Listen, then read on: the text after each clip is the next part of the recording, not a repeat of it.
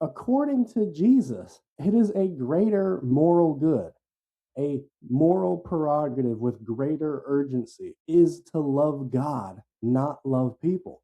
Now, of course, those two things do go hand in hand in the Christian paradigm, but in this dark world that we live in, that has love confusion about everything, they will prioritize appeasing the cultural norms of good and bad before bowing the knee to God's definitions of the same. And that is why you can't put love of people above love of God, because if you do that, you're going to allow the culture to dictate what it means to love people instead of letting God dictate to you what it means to love people. All right? Jesus says something that's really not politically correct here, right? He says right here in verse 11, you always have the poor with you, but you don't always have me. Okay? This is another one of those phrases I would use if I was trying to prove to somebody that Jesus is God. Um, because this is that's a very arrogant, narcissistic thing for someone who's not God to say. You always have the poor with you. Don't worry as much about helping the poor as you should about giving due honor to me. Could you imagine a regular human being saying that? That'd be arrogant for me to say. But if Jesus really is God in human form, that's just accurate. Yeah, you're always going to have the poor with you, but you're not always going to have me visiting in human form.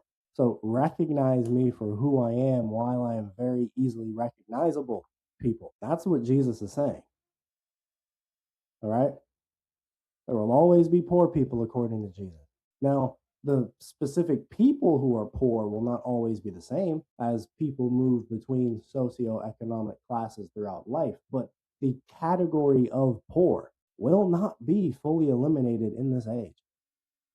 All right. Do not miss out on Jesus because the culture successfully gaslit you about Jesus. Now, this here is Mark chapter 1, verses 29 to 34. I'm going to read this. You're going to see Jesus chooses loving God in a way that would make our culture tell Jesus all that he could be doing instead of wasting his time. Let's see.